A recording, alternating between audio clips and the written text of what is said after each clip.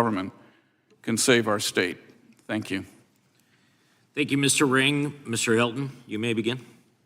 Thank you very much. Thank you very much, Mr. Chairman, and all your colleagues for giving me the opportunity to be here today. My comments reflect both the policy work that I've done that Mr. Kiley mentioned at my organization Golden Together, specifically 2 reports which I'd like to draw your attention to, reducing California's carbon emissions through modern forest management, and secondly, water abundance.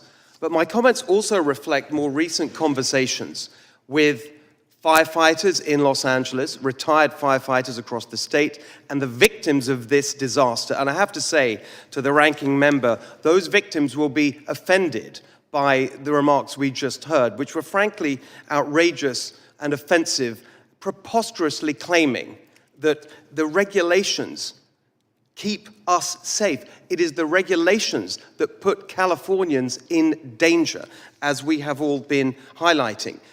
It's described sometimes, this disaster, as a natural disaster. It is not a natural disaster. This was a man-made disaster. More precisely, a Democrat-made disaster. That is not hyperbole. That is the only plausible explanation for the impact here. We are still waiting, of course, to understand the ignition, what precisely ignited these fires. But the impact, there's no question that it was the direct result of Democrat policy and Democrat appointments to the bureaucracies who implemented those policies. As we've been hearing, fire is a natural part of life in these areas that burned. That is not new. We have had fires for decades. We have had fire prevention for decades. But in the last 2 decades, that kind of sensible fire prevention was blocked by Democrat policy. We have heard a lot as we've watched these disasters unfold about containment. What does containment mean? It doesn't mean putting out the fires. It means clearing the perimeter, fuel management, fire prevention. That is what's actually happening. Bulldozers and firefighters with axes. There's a simple question. We can do that before these fire disasters, or we can do it after. The choice that Democrats have made is to force it to be done by our brave firefighters after the event instead of preventively beforehand. Let's be specific. There was an article in the New York Times about Philip and Claire Vogt, who designed and built one of the most fire-resistant homes in America on a peak in the Santa Monica Mountains. Quote, "For months, Philip had been volunteering to clear away the dead undergrowth on the parkland surrounding his property, but California officials told him he could be fined for meddling with a sensitive habitat."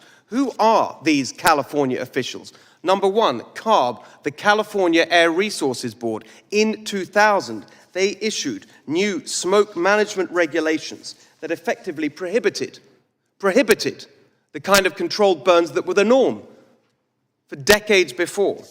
As we were hearing, the California Coastal Commission prohibiting sensible fire prevention measures to save a Bronton's milkvetch shrub, which they claim is endangered. And worst of all, as we were hearing, the Santa Monica Mountains Conservancy, every single firefighter that I spoke to in Los Angeles said, what are these people doing, stopping us from taking the sensible steps to keep our communities safe?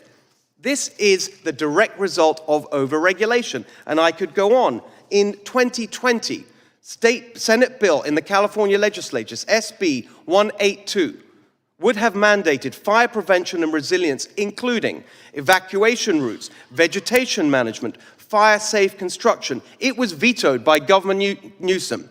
Here is a quote from his veto letter.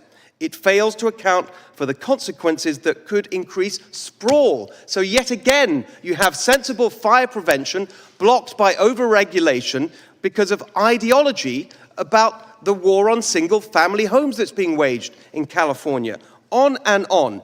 Every single aspect of this disaster, the failures that led up to it, the failures of response, all of it the result of Democrat policy. Who else is there to blame? Who else has been in charge in Los Angeles and across the state of California in these years? So now we have some demands. We have demands from the people affected who never want to see this happen again. Number 1, any support from Congress for what's happened must include a requirement for their sensible reforms, the common sense measures that we have outlined here and is in the policy reports that we put before you.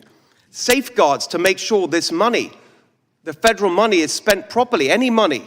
Just as we saw with the 9/11 victim compensation, we need a special master appointed to make sure that money is not wasted. And finally, there is a bill on the desk of Governor Newsom right now for Trump-proofing California, even as he goes to the office and begs for help for his state. Surely a condition of any support must be for Governor Newsom to veto that bill. Mr. Hilton, thank you. Thank you so much. Mr. Fryval.